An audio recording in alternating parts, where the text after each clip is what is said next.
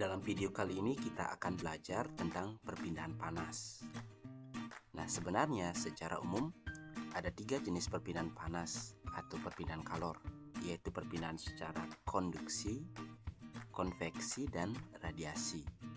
Namun dalam video pembelajaran kali ini kita akan fokus pada satu pembahasan, yaitu perpindahan panas secara konduksi. Nah, apa yang dimaksud dengan perpindahan secara konduksi? Konduksi merupakan perpindahan kalor atau perpindahan panas melalui perantara yang berupa zat padat, namun perantara ini tidak ikut berpindah bersama dengan perpindahan panasnya.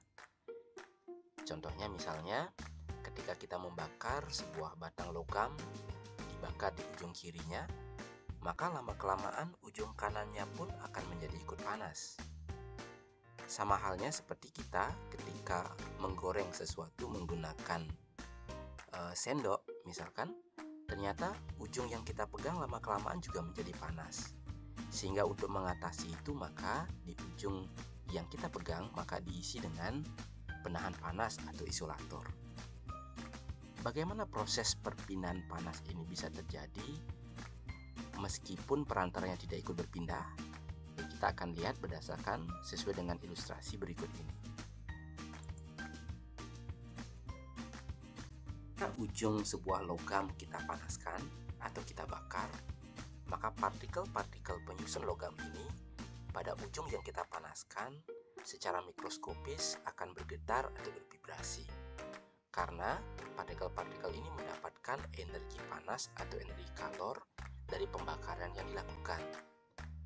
Nah, vibrasi atau getaran pada partikel-partikel ini secara mikroskopis akan menimbulkan getaran pada partikel-partikel yang ada di sebelah kanannya, sehingga getaran ini akan merambat dan beserta juga kalornya ikut merambat, sehingga lama-kelamaan ujung sebelah kanan walaupun tidak langsung terkena api juga akan menjadi naik suhunya. Oleh karena itu kita bisa gambarkan dari kiri menuju kanan akan terjadi perpindahan panas atau perpindahan kalor. Nah, misalkan kalau ujung kiri saya simbolkan dengan A dan ujung kanan saya simbolkan dengan B yang suhunya lebih rendah, maka akan terjadi perpindahan panas dari A menuju B. Nah, apa saja yang mempengaruhi kecepatan perpindahan panas atau kecepatan laju hantaran kalor ini?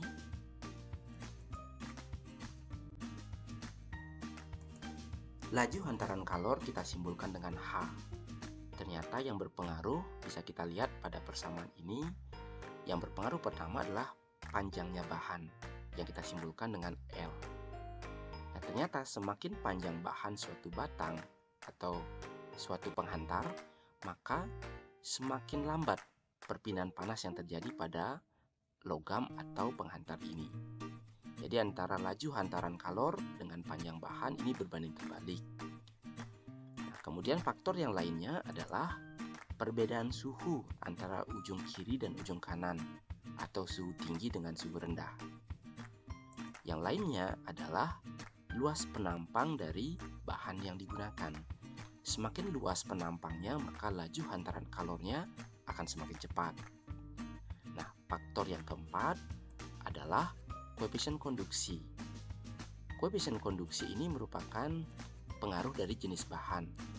Jadi, jika ada dua bahan yang ukurannya sama, kemudian perbedaan suhunya sama, namun jenis logamnya berbeda, maka laju hantaran kalornya juga akan berbeda.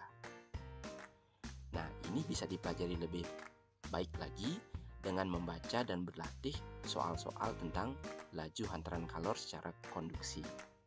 Silakan dipelajari nanti di video-video selanjutnya. Selamat belajar ya!